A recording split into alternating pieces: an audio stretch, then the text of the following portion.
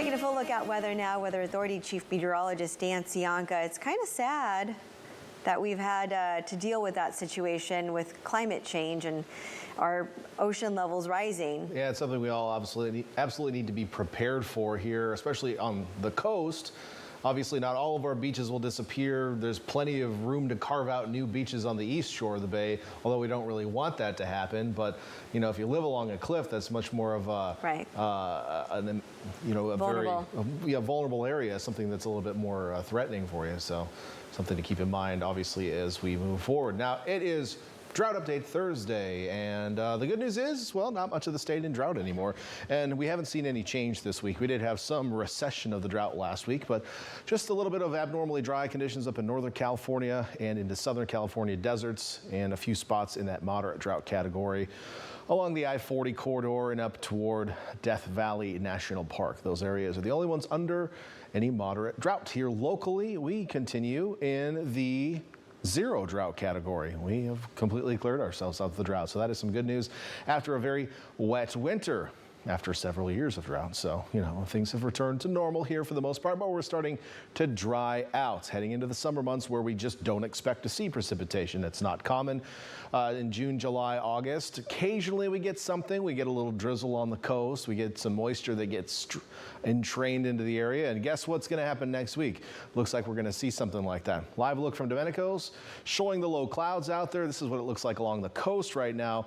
And as high pressure builds in, it's going to be kind of a foggy weekend for coastal cities, although places like Santa Cruz may be a little bit less likely to see it. But south and east sides of the bay, not going to have a great weekend. Might be a little bit warmer, but not much as this ridge builds in. So inland highs is going to be warming up. And I mentioned some moisture arriving. So when does that happen? Well, we have an area of low pressure that's going to develop and move into Southern California as we head into Monday. That will start pulling some subtropical moisture up into California. And on the north side of that system, we may see some showers move through. In fact, daily, Monday, Tuesday, Wednesday, Thursday of next week. On top of that, it's going to cool our inland temperatures back down. So again, another week it looks like with temperatures below normal for this time of year. Now, I'm saying showers out here, but there's some things to keep in mind with this. There's not a lot of moisture with this system. It's not deep moisture plume by any means, so we're not expecting any heavy rainfall. If we do get showers, they'll be light. Unfortunately, it looks like there's a little bit of instability too, especially over the inland mountains. So there is potential for some lightning. So thunderstorms, I suppose. Thunder showers may be the better way to say it.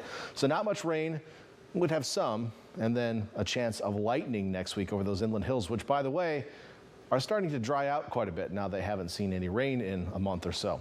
Futurecast overnight showing the low clouds filling back in into the valleys. We're going to start to push down on the marine layer. Don't think fog will be too much of an issue in the lowest elevations, but we may see some in inland valleys and up in the coastal mountains, especially on those roads like Highway 17.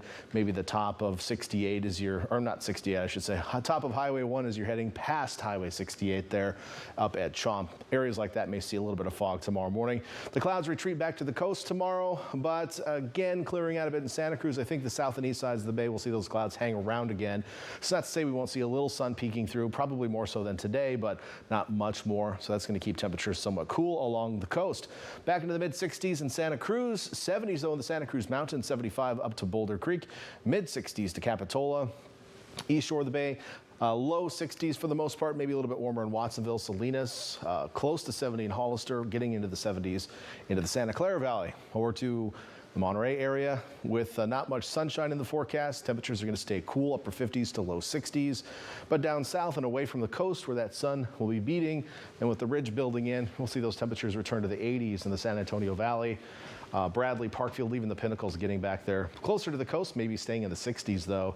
And in between, we'll have some 70s in much of the rest of the Salinas Valley. So looking at that 7-day forecast, what are rain chances on the coast? Well, heading through the weekend outside of drizzle, not really, just we're going to have to deal with some low clouds and some fog at times. Now, when the weather comes through, I think we'll see an initial deep increase in cloudiness on Monday. We'll probably see some drizzle. At the moment, I'm not seeing actual rain for the coast, but most of you don't really care if it's rain or drizzle because they can both get you wet, I have found. So there's a chance of some drizzle Monday, maybe not so much rain, but either way, it could be some moisture. I think the best chance of showers on the coast is going to be Tuesday. We're watching Wednesday and Thursday as well. Also, some models showing us much warmer. It looks like the marine layer mixes out maybe Wednesday. Inland areas warming up for the weekend with more seasonable weather, fog in the mornings, afternoon sunshine, and then there are those rain chances. And I have added a chance of thunderstorms in the forecast. I know that looks pretty active and wild, but I don't think it's going to be near that exciting. I think we might see a couple isolated showers per day and not widespread activity. But as we get a little bit closer, we'll have a better idea of what to expect. So make sure to stay tuned to the forecast. We're back after this.